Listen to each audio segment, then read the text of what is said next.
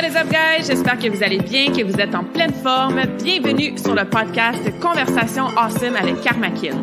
A place where we speak Franglish, say the word awesome a lot, mais surtout un endroit d'inspiration et d'éducation pour vous aider à optimiser votre santé globale from the inside out. Mon nom est Claudia, fondatrice de Karmakin, et ma mission avec ce podcast est de t'amener dans un monde de développement personnel, d'optimisation d'habitudes de vie et de découverte so you can unleash your potential and live the life you truly want and deserve. Merci d'être à l'écoute. You're awesome.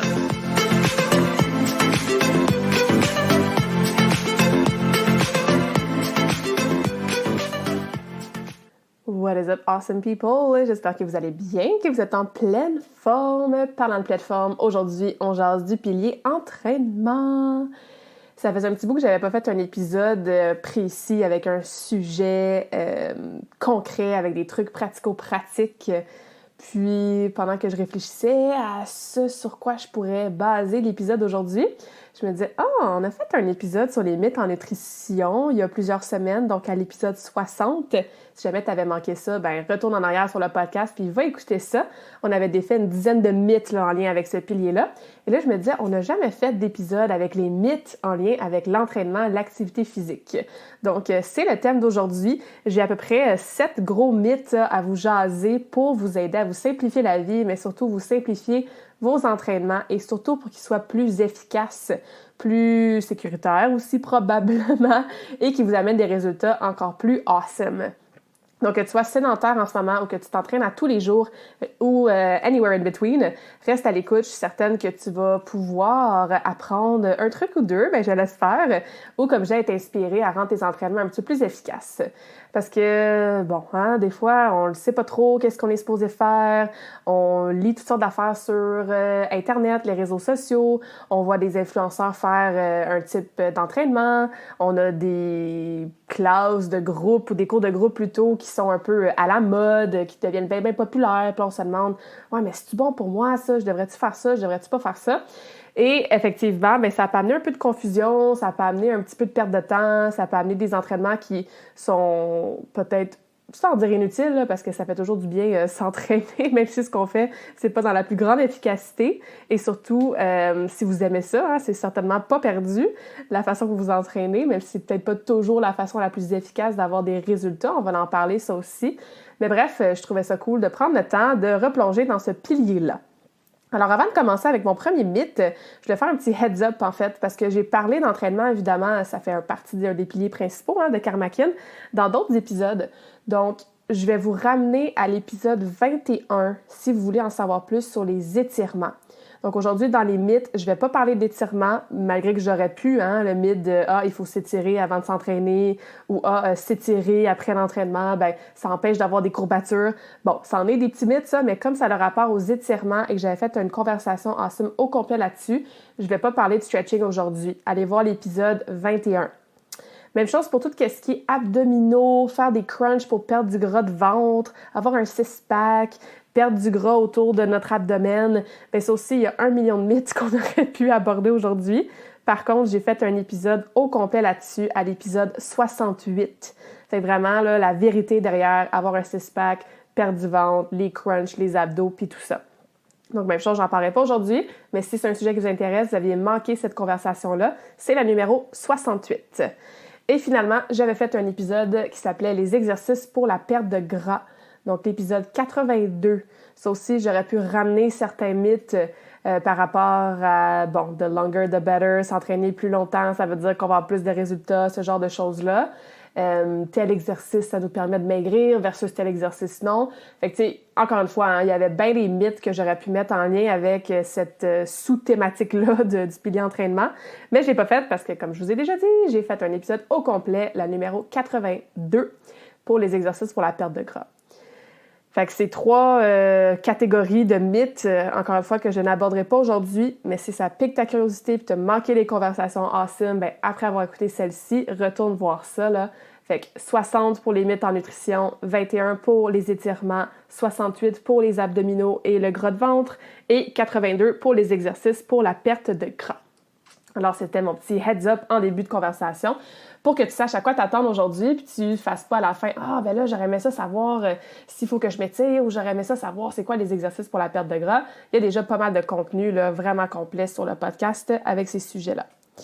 All right, so let's dive in. Le premier mythe en entraînement, plus t'es raqué, plus ton workout était efficace. Hein? Ça, c'est quelque chose que peut-être qu'on pense, peut-être qu'on dit sans même s'en rendre compte le lendemain d'un workout, comme « Ah ouais, je suis vraiment raqué, ça veut dire que mon entraînement a fonctionné. » Ou « Ah ouais, je suis vraiment courbaturé, ça veut dire que je me suis donné à fond et que je vais avoir mes résultats. » Pardon. Bon, c'est pas nécessairement faux de dire que quand tu as des courbatures, quand tu es raqué, ce fameux sentiment-là qu'on a de 24 à 48 heures après un workout, ça veut effectivement dire que tu as sollicité tes muscles. On peut pas vraiment être raqué si on n'a rien fait. À moins que tu étais complètement immobile pendant 24 heures, puis là, tu es juste ankylosé, puis tu es raqué ou tu es plutôt stiff ou raide pour une autre raison. Mais je veux dire, habituellement, hein, quand on est courbaturé, c'est parce qu'on a fait quelque chose la veille ou l'avant-veille qui a amené des déchirures musculaires, donc des petites déchirures dans les fibres de nos muscles, et c'est ça qui crée là, la petite douleur qu'on ressent, qu'on a senti que nos muscles ont travaillé. Ça, je vous le donne, effectivement. Par contre, tu peux ne pas être raqué du tout et avoir eu un workout très, très, très efficace. Donc, c'est pas genre cause à effet absolu, là. C'est pas parce que t'es pas raqué que ton workout, c'était pour rien, qu'il n'a pas été pertinent, qu'il n'a pas été intense puis qu'il t'amènera pas de résultats. Pas du tout. Et le contraire est aussi vrai. C'est pas parce que t'es raqué que ton workout, c'était le plus efficace et le plus intense et tout ça. Courbaturé égale, j'ai créé des déchirures musculaires. Ça, c'est quand ça fait bien longtemps que tu t'es pas entraîné, tu fais des squats pour la première fois. C'est quand peut-être tu rajoutes une charge sur tes épaules, peut-être quand tu ralentis ton mouvement d'exécution, ton temps d'exécution. Donc, quand on change des choses dans nos entraînements, ben oui, ça peut créer des déchirures musculaires. Donc oui, on peut être raqué. Quand ça fait bien longtemps que tu t'es pas entraîné, je suis sûre que tu es déjà passé par là, tu te sens un peu courbaturé pendant 1, 2, 3, 4 jours après. Sauf qu'encore une fois, ce n'est pas une cause à effet automatique, non négociable, comme je disais. Il y a des gens qui raquent plus facilement que d'autres. Moi, je suis assez souvent raquée dans la vie. Il y a des gens qui ont une mauvaise récupération musculaire ou récupération physique parce que peut-être que le sommeil n'est pas optimal, la nutrition, l'hydratation, tout ça. Donc, il y a différents facteurs qui vont faire en sorte que tu vas être courbaturé ou pas après un workout, mais ça ne veut pas dire absolument que ton workout était efficace, awesome ou au contraire inutile.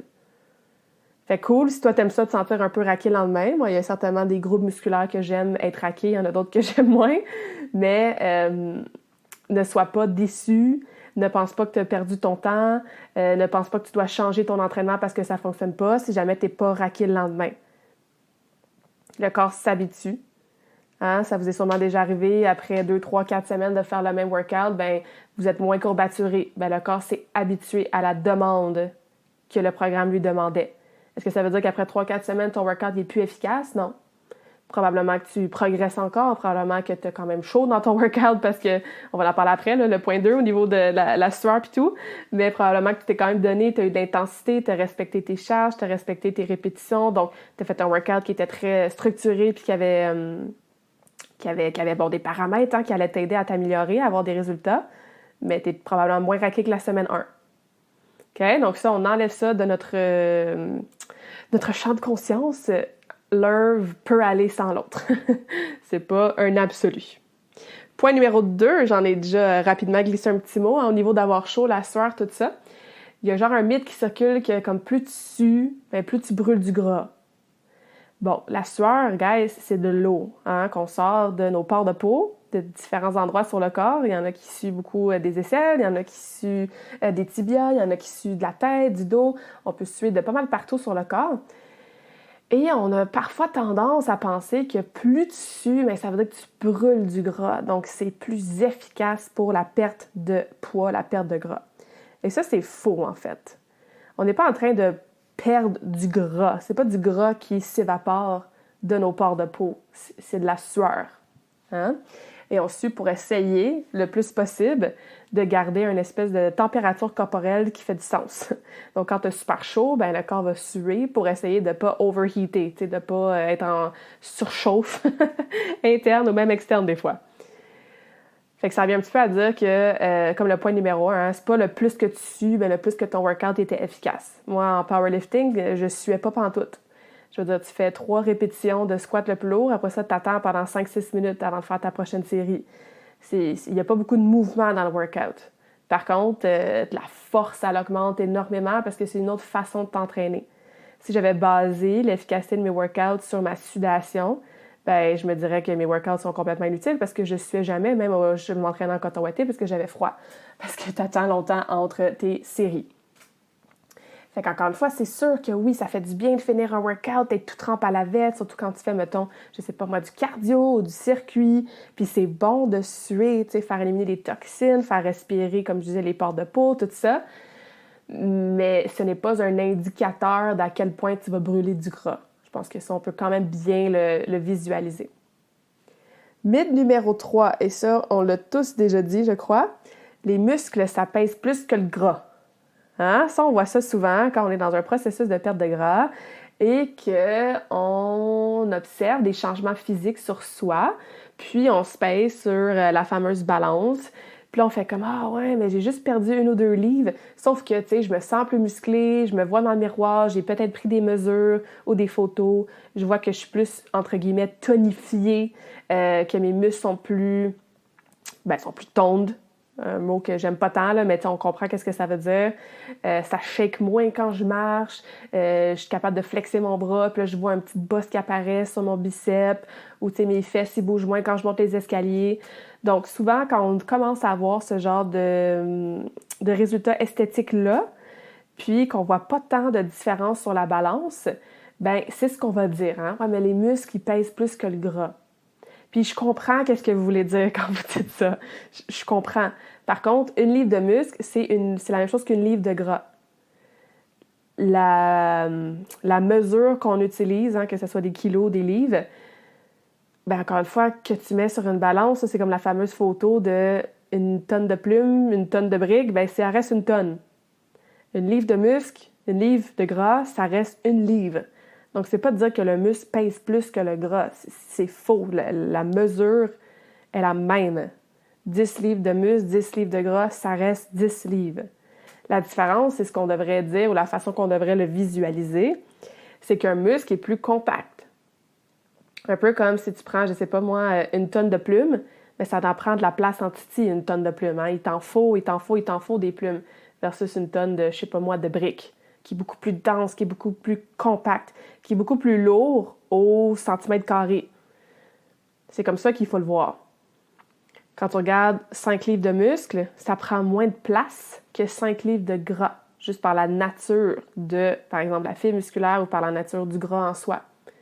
Fait que c'est pour ça que tu as peut-être l'air plus musclé, tu as peut-être l'air plus petite, tu as peut-être l'air comme si tu avais perdu du gras, parce qu'effectivement, le muscle prend moins de place.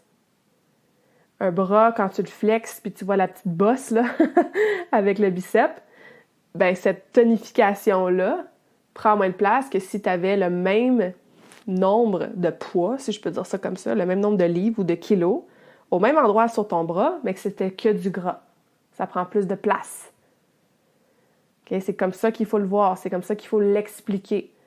C'est pour ça que oui, c'est totalement vrai que tu peux peser presque la même chose, à 1 ou 2 livres de différence, mais avoir l'air d'une personne complètement différente. Tu peux être à 180 livres aujourd'hui, puis à 180 livres dans 6 mois, puis tu prends tes mensurations, tu prends tes photos, t'embarques dans du linge, tu fais comme « Aïe, mon linge, il est lousse.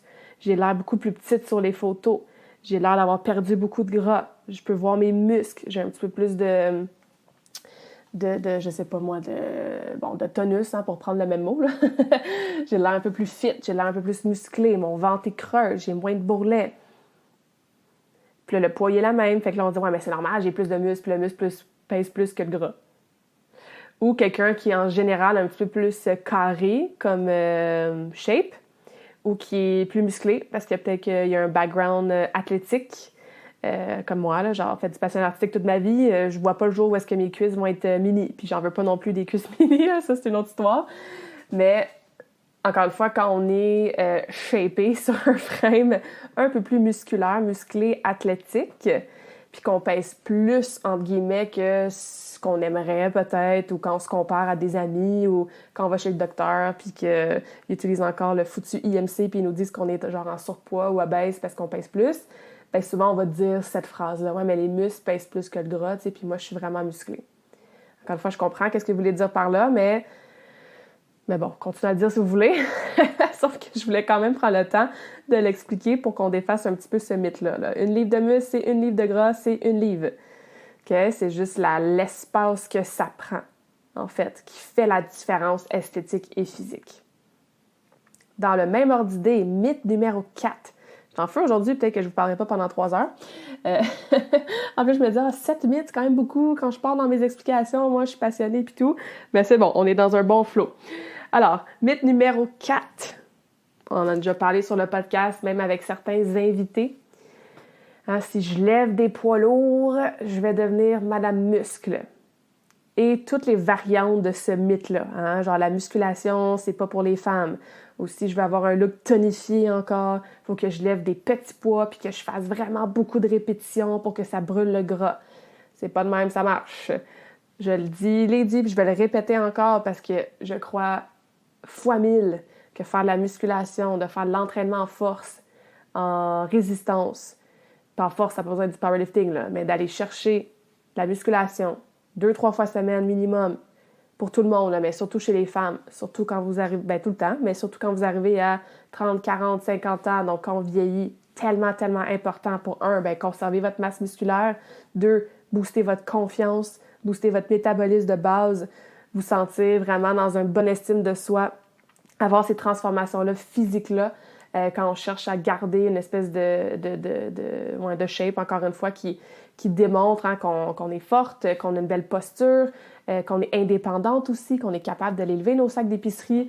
Donc, tu sais, je pourrais passer 20 minutes à juste parler des bénéfices de la musculation, mais je voulais répéter puis redéfaire ce fameux mythe-là que si je lève des 10, 15, 20 livres, je vais devenir Madame Muscle. Ou je veux pas lever trop lourd, là, je veux pas avoir l'air d'un homme. Hein? J'entends encore cette peur-là, en fait. On n'a pas le même, évidemment, c'est quoi le mot que je cherche? On n'a pas les mêmes hormones que les hommes. On a beaucoup moins de testostérone. Même si on voulait essayer de gagner la masse musculaire, c'est assez difficile, surtout rendu à 40, 50, 60 ans. Ça prend une nutrition qui est optimale, un surplus calorique, des protéines qui sont en qualité puis en quantité suffisante. Ça prend plus que 2 petits workouts de musculation par semaine dans ton sous-sol. Ça prend de lever des charges lourdes, oui, mais de suivre un programme hein, qui est progressif. Ça prend énormément de facteurs pour réussir à gagner genre 2-3 livres de muscles. Fait que non, tu ne deviendras pas Madame Hulk ou Monsieur Muscle si tu lèves des poids plus lourds. Tes petits poids de 2 livres roses là, sont peut-être bien cute, là, mais va t'acheter des 10 livres, des 15 livres, des 20 livres. Évidemment, vas-y progressivement. L'idéal, c'est que tu suives un plan d'entraînement qui est adapté pour toi, avec une coach qui peut t'accompagner dans cette progression-là de lever des poids plus lourds. Mais si tu veux transformer ton corps, si tu veux te sentir en force, en confiance, si tu veux les voir, tes muscles apparaître dans tes cuisses, dans tes bras, dans tes épaules et tout ça pour avoir cette belle shape-là que tu recherches, tu n'as pas le choix de faire de la musculation, puis tu n'as pas le choix de lever plus que des 2-3 livres. Puis tu es capable. Tu es vraiment capable. Le nombre de clientes que, par habitude ou par peur ou juste par manque de savoir qui sont capables de le faire, par exemple dans un gym ou quand ils font leur programme, qu'ils vont chercher les 5 livres pour les faire, puis je me dis « Ouais, mais t'es capable de lever 15. » Ben non, c'est ben trop lourd.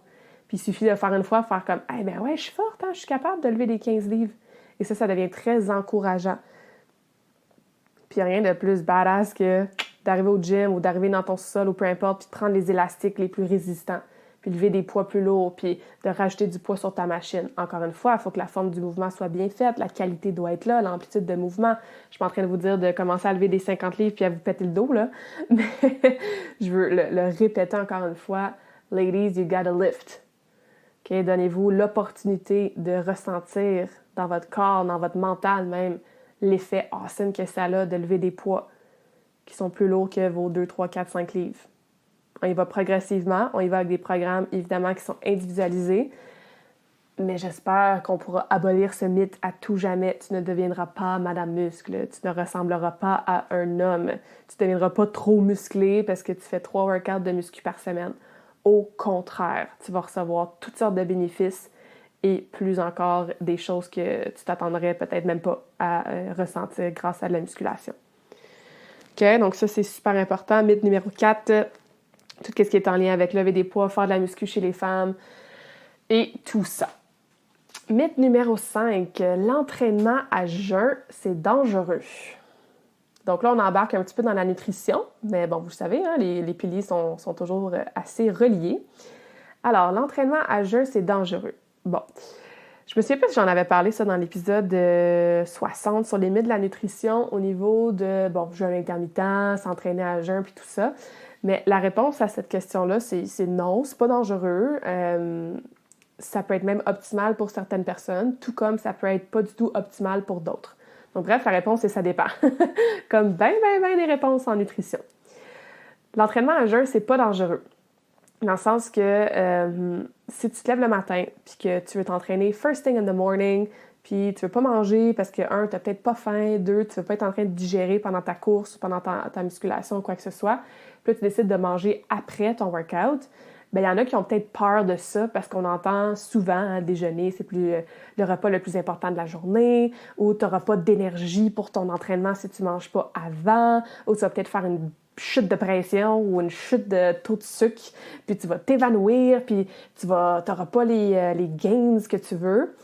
Encore une fois, c'est pas black and white. C'est sûr que si c'est un entraînement genre de force, là, de powerlifting, ou un gros workout de musculation, ou, je sais pas moi, une super de longue course, genre 10 km et plus, ben, tu risques d'avoir besoin d'un petit peu de fuel, tu risques d'avoir besoin d'un petit peu d'énergie par la nourriture. Ceci étant dit, c'est très possible, par contre, d'ajuster ta nutrition de la veille au soir si tu veux pas manger du tout avant ton entraînement. Fait que même quand c'est des méga workouts le matin, est-ce que c'est optimal de ne pas manger? En général, peut-être pas, mais ça se fait quand même. Encore une fois, ça dépend de la personne. Moi, je suis capable de manger puis aller m'entraîner pas longtemps après, puis ça va. J'ai pas de poing dans le ventre, je suis pas en train de roter mon déjeuner puis de le digérer. J'ai pas l'impression que ça nuit dans mes entraînements du tout.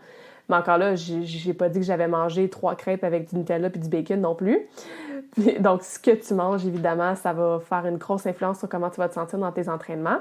Et j'ai des amis, des clientes qui, eux, au contraire, ils ne veulent pas manger du tout avant un entraînement parce que c'est là qu'ils se sentent le mieux, c'est là qu'ils ont le plus d'énergie, c'est là que justement ils sont pas en mode digestion. Puis même j'avais des athlètes, là, il fallait qu'ils mangent comme 3-4 heures avant une compétition, avant une pratique, parce que sinon ça les affectait sur la glace. Fait qu'il y a une composante individuelle à cette réponse-là, ou plutôt à ce mythe-là. Il faut que tu l'essaies.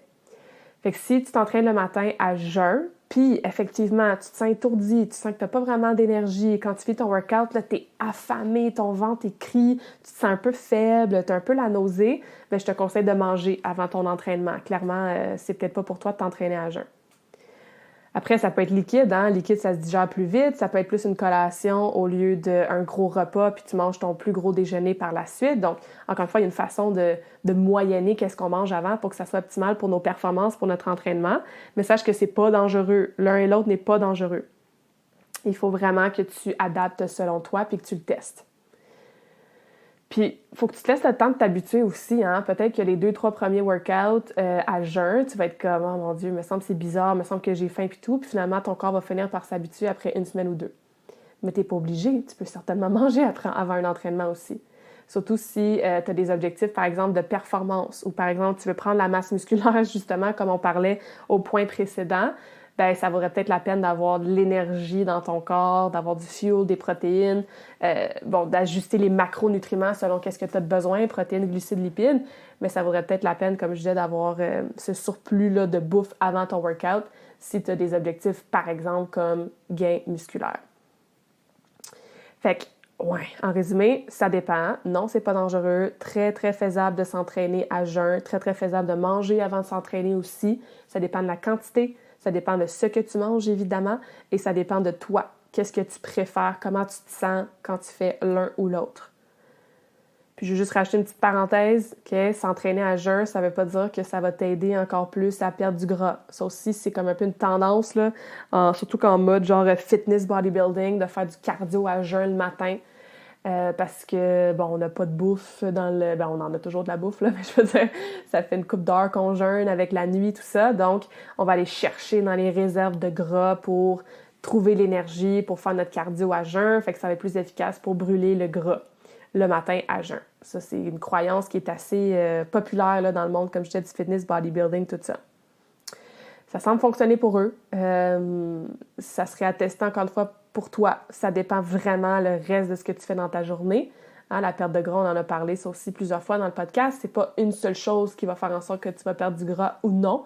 Donc, même si tu t'entraînes à jeun le matin, ton cardio, puis tu manges n'importe quoi le reste de la journée, que ton stress est all over the place, que tu dors pas bien ou pas assez, que t'as pas d'autres workouts, ben... T'as beau t'entraîner à jeun parce que tu penses que tu vas brûler ton gras plus efficacement, ça se peut que ça l'aide pas non plus, t'sais, et vice-versa. Donc, il y a beaucoup de nuances dans ce mythe-là. À vous de voir qu'est-ce qui fonctionne pour vous. Point numéro 6. Ah, je pense que j'ai besoin d'une gorgée d'eau pour celui-là. Point numéro 6. C'est... C'est drôle parce que si tu m'as jamais entendu dire ça, ben tu vas l'apprendre aujourd'hui. Mes clientes qui travaillent avec moi depuis un petit bout ou qui me connaissent depuis... même depuis pas si longtemps ou depuis très longtemps, vous le savez, moi, je déteste la course. I wish I liked it. T'sais, j'aimerais ça, moi aussi, là, m'inscrire à des petits 5 km, des petites courses à relais, faire un 10 km, puis avoir le runner's high, puis genre, me donner des objectifs, puis tout. Mais je déteste la course. J'ai jamais aimé ça. J'ai couru un peu à l'université parce que je m'entraînais avec mon amie Liana, puis c'est genre une super awesome runner, là. Fait que là, des fois, elle me convainquait là, d'embarquer sur le tapis ou d'aller courir autour du lac à Sherbrooke. C'est le seul temps de ma vie que j'ai couru un petit peu plus. J'ai couru aussi d'autres moments, genre, dans ma vie, mais c'est parce que, justement, j'étais un peu dans ce mythe-là que je vais vous partager, que la course, c'est pour tout le monde, c'est le seul moyen de faire du cardio qui est efficace ou c'est le seul moyen de perdre du poids. Hein, on va mettre plusieurs mythes dans un, là, pour le point numéro 6, qui est le point de la course. Je pensais certainement, moi aussi, que c'était la seule façon que j'allais pouvoir maigrir, hein, quand j'étais dans mes années d'ado, mettons, là, avant de tomber dans ma vingtaine, tu sais, que quand j'ai fini de patiner, puis j'avais pris du poids, puis j'étais dans mes troubles alimentaires, puis je me disais, OK, ben, je vais aller courir, tu sais, puis j'étais vraiment dans ce mythe-là, moi aussi. Je me disais, c'est la seule façon de faire du cardio qui est efficace. Tout le monde est obligé de courir, puis c'est la seule façon qui va me permettre de perdre du poids, de courir. Bon, tout ça, c'est très faux. Il y a personne qui est obligé de courir. Puis je riais tantôt en prenant ma petite gorgée d'eau parce que j'ai beaucoup de clientes qui courent. Puis c'est drôle parce que je suis une coach qui aime pas courir, mais j'attire souvent des clientes qui adorent la course. Et shout-out à tous mes clientes qui m'écoutent en ce moment, qui font de la course. Moi, je les admire genre fois 1000. Là. Je les vois là, faire leur triathlon, puis leur 10 km, même un 5 km, puis faire leur demi-marathon, puis tout. Puis je trouve ça beautiful, wonderful. Zéro pour moi, vraiment pas.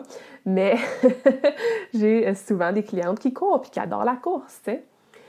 Fait que c'est toujours un petit joke avec un clin d'œil quand je dis que j'aime pas la course, mais c'est vraiment pas contre ce sport-là du tout. Au contraire, comme je disais, là, j'admire beaucoup les gens qui le font. Mais t'es pas obligé de courir si, t'aimes pas ça. Dans mon approche avec Armakin, quand on veut travailler sur soi, quand on veut s'améliorer, quand on veut atteindre des objectifs de santé, de performance, quand on veut vivre sa vie selon ses propres termes, il faut que ça se fasse dans la bienveillance, dans le self-love.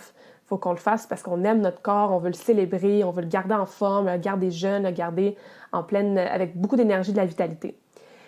Donc, dans mon approche, dans ma philosophie, c'est sûr que tu ne vas pas aimer chaque recette que tu vas faire, tu ne vas pas aimer chaque exercice que tu vas faire, mais tu devrais quand même apprécier la façon que tu bouges ton corps.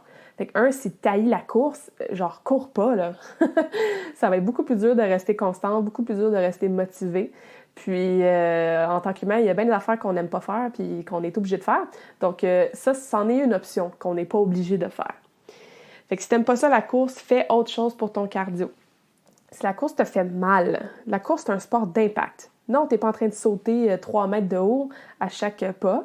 C'est un impact qui est bas, en fait. Hein? On saute pas, comme je disais, des méga hauteurs, mais c'est de l'impact sur les chevilles, sur les genoux, sur les hanches, sur le dos.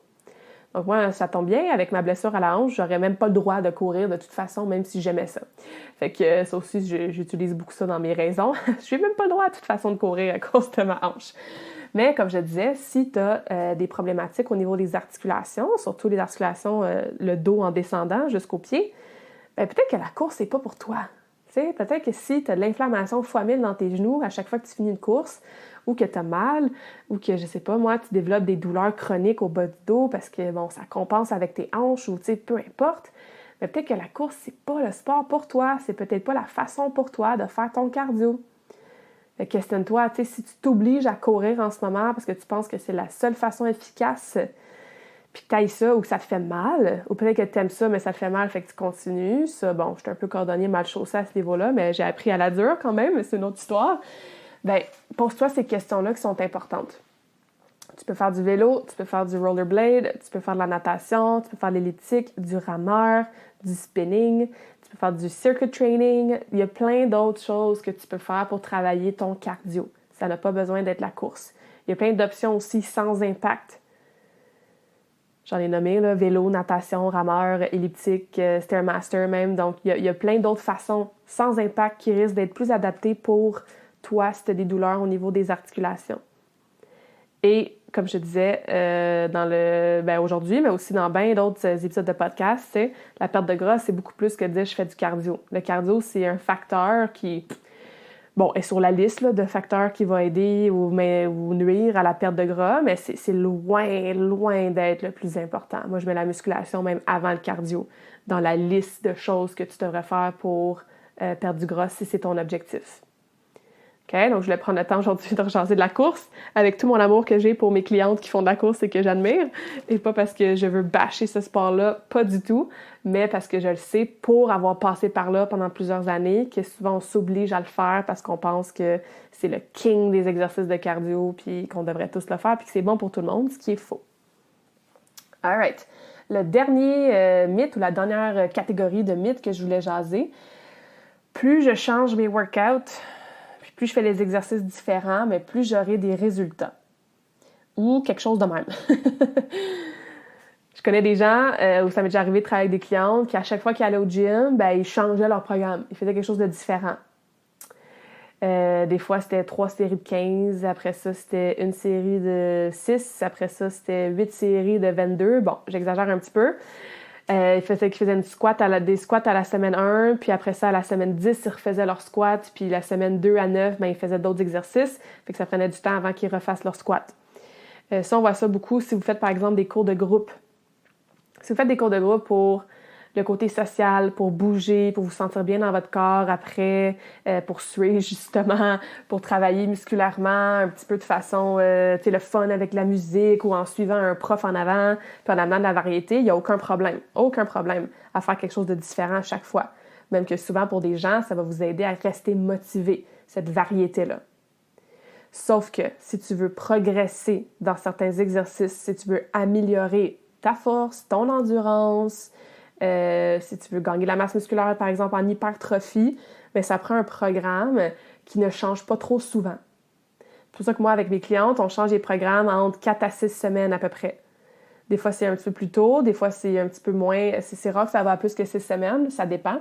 Ça dépend de combien de programmes à faire dans un programme. Parce que tu peux avoir, mettons, 3 jours différents, puis tu alternes ABC dans ta semaine. Ça dépend combien de fois la personne s'entraîne par semaine aussi, évidemment. Donc, il y a différents facteurs. C'est pour ça que j'individualise absolument tout dans mes programmes d'entraînement avec mes clientes. Mais c'est sûr qu'ils ont un programme qu'ils vont suivre à travers lequel ils vont progresser pendant un minimum de 3-4 semaines. Donc oui, tu vas faire la même routine pendant 3-4 semaines. Moi, ça fait une quinzaine d'années que je m'entraîne en musculation, peut-être plus, là, j'avais 14 ans, là, je vais avoir 32. Ouais, ça fait longtemps que je m'entraîne en musculation. À chaque semaine, je squatte, ou presque. À chaque semaine, je pousse quelque chose, je tire quelque chose, donc je fais des tirades, des développés. Tu sais, la base au niveau des exercices, surtout de musculation, ça fonctionne pour une raison. On n'a pas besoin de changer tous nos exercices à chaque fois qu'on s'entraîne. Au contraire, tu vas avoir moins de résultats si tu n'arrêtes pas de changer puis de courir d'une place à l'autre puis de faire une chose différente à chaque fois. Il faut que tu donnes le temps au corps de s'adapter, en fait, à l'exercice, à la demande que tu lui demandes. Fait que, si tu fais 3 fois 8 squats dans ton programme à la journée A, ben la deuxième semaine, à ta journée A, tu devrais encore faire 3 fois 8 squats. Peut-être que tu vas augmenter un petit peu la charge que tu vas prendre pour tes 8. Mais tu ne devrais pas faire, mettons, 3 fois 8 deadlift pour remplacer, puis après ça, 3 fois 8 leg press, puis après ça, 3 fois 8 leg extension. Tu as peut-être ces autres exercices-là dans ton programme, mais tu devrais progresser à travers ton squat pendant quelques semaines. Après, tu peux changer, hein? Tu peux le faire avec des poids libres, le TRX, une machine, une barbell, tu peux faire un sumo squat, un squat les pieds rapprochés. Donc, tu peux amener de la variété de cette façon-là dans tes exercices. Mais si tu continues de faire des choses différentes à chaque fois, encore une fois, ça va peut-être être un très bon workout à chaque fois, tu risques d'avoir chaud, de mettre de l'intensité, de te sentir mieux, puis tu vas solliciter tes muscles quand même. Oui, c'est sûr, je dis surtout pas que c'est inutile. Mais si tu veux progresser, encore une fois, tu veux améliorer certains paramètres, endurance, hypertrophie, force, etc., bien, il faut que tu suives un programme, puis il ne faut pas que tu changes tout à chaque fois. Okay? Il faut que tu périodises, il faut que tu progresses à travers tes jours de workout ou tes semaines de workout. Comment je pourrais dire ça? Tu ne perdras pas ton temps 1, mais mettons tes efforts, si tu fais le même programme quelques semaines de suite, à condition d'améliorer certains paramètres. Si à la semaine 1, tu fais 3 fois 8 squats à 20 livres, puis à la semaine 6, tu fais 3 fois 8 squats à 20 livres, il y a un problème. On devrait être capable de voir une amélioration. Donc, tu ne changes pas ton squat, mais tu peux, comme je disais tantôt, ralentir le mouvement, rajouter une charge, le faire avec, 10 livres de plus, ou peu importe. Mais il faut que tu progresses dans tes paramètres sans changer la nature de l'exercice en soi. Par contre, il faut faire attention à ce mythe-là, puis il ne faut pas aller dans l'autre sens non plus. J'ai déjà travaillé avec des clientes qui faisaient exactement le même programme depuis 3 ans. C'est les mêmes exercices, avec les mêmes machines, un genre de 3x12 ou 3x15, les exercices montés dans le même ordre, avec les mêmes poids ou presque. C'est sûr que là, tu n'en auras plus de résultats. Donc, on ne veut pas rester trop longtemps non plus sans progresser avec aucun paramètre ou en faisant exactement les mêmes choses pendant genre plus que 2 mois, mettons. Okay, puis même 2 mois, encore une fois, ça dépend là, de combien tu as de programmes dans ton programme, combien tu as de jours différents dans ton programme et tout ça. Mais bref, c'était important pour moi de vous rappeler qu'il faut se donner le temps de s'adapter, il faut se donner le temps de progresser dans nos exercices. Par contre, on ne doit pas rester trop longtemps avec la même chose. Puis il faut toujours être dans l'inconfort. Il faut toujours... Dans le confort de l'inconfort, en fait. Il faut toujours regarder d'un workout à l'autre, c'est quoi un paramètre que je peux améliorer pour la prochaine fois. Est-ce que je réduis mon temps de repos? Est-ce que je rajoute des répétitions? Est-ce que je rajoute une charge? Est-ce que je ralentis le mouvement? Et ça, si vous n'avez aucune idée comment améliorer vos paramètres d'entraînement pour pas frapper de plateau, pour continuer à progresser, pour avoir vos résultats, bien, encore une fois, c'est là que de travailler avec un coach, kinésiologue, quelqu'un qui peut te guider à travers tout ça, devient super important et super pertinent.